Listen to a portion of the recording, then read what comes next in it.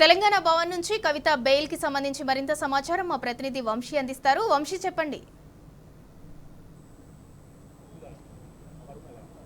ఢిల్లీ మద్యం పాలసీ కేసులో ఎలాంటి ఆధారాలు లేకపోవడంతో సుప్రీంకోర్టు ఈరోజు ఎమ్మెల్సీ కవిత గారికి బెయిల్ ఇచ్చినటువంటి పరిస్థితి కూడా మనం చూస్తూ ఉన్నాము. దీంతో తెలంగాణ భవన్కి భారీగా బీఆర్ఎస్ పార్టీ నాయకులు కావచ్చు, కార్యకర్తలు కూడా పెద్ద ఎత్తున తెలంగాణ భవన్కి చేరుకున్నటువంటి పరిస్థితి కూడా మనకు కనిపిస్తూ ఉంది. పెద్ద ఎత్తున తెలంగాణ భవన్కి చేరుకొని వారి ఆనందాన్ని కూడా వ్యక్తం చేసినటువంటి పరిస్థితి కూడా మనకు కనిపిస్తూ ఉంది. ప్రధానంగా కొంతమందితో కూడా మనము మాట్లాడించే ప్రయత్నం చేద్దాం, వారి అభిప్రాయాన్ని కూడా మనము తెలుసుకునే ప్రయత్నం కూడా చేద్దాం. ప్రధానంగా కొంతమంది బీఆర్ఎస్ పార్టీ నాయకులు కూడా మనతో పాటు ఉన్నారు, వారితో మాట్లాడించే ప్రయత్నం చెప్పండి. కవితకు ఈరోజు బెయిల్ రావడం చాలా సంతోషకరమైన విషయం.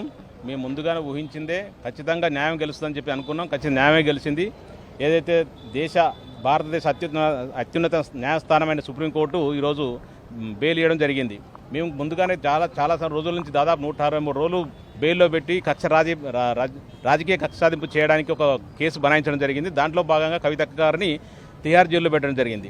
దాన్ని మేము చాలా సందర్భాలు చెప్పినాం. ఎలాంటి ప్రూఫ్లు ఆధారం లేకుండా కావాలని ఏదో కేసీఆర్ గారిని అణచివేయాలని చెప్పేసి కేసీఆర్ని తట్టుకోలేక కవిత గారిని జైల్లో పెట్టేసి ఒక రాజకీయ కక్షను చేయడం జరిగింది. దాన్ని మేము ఖచ్చితంగా న్యాయ పోరాటం చేస్తామని చెప్పినాం. న్యాయ పోరాటం చేసినాం. 100% సక్సెస్ అయినాం.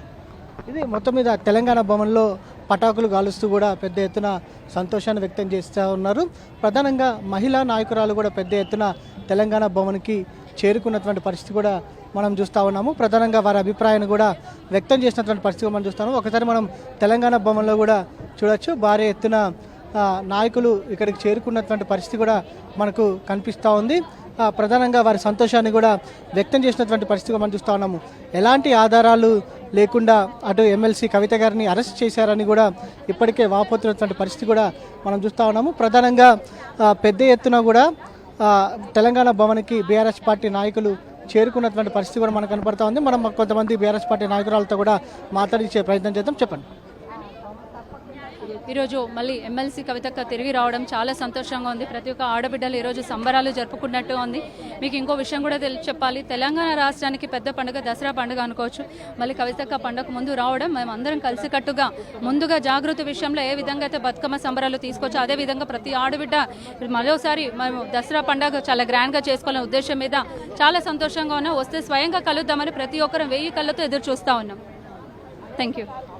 ఇది మొత్తం మీద తెలంగాణ భవన్కి మాత్రం పెద్ద ఎత్తున బీఆర్ఎస్ పార్టీ మహిళా నాయకులు కూడా చేరుకున్నటువంటి పరిస్థితి కూడా మనకు కనపడుతూ ఉంది. మొత్తం మీద తెలంగాణ భవన్లో ఒక కోలాహలం నెలకొందని మాత్రం మనం చెప్పచ్చు.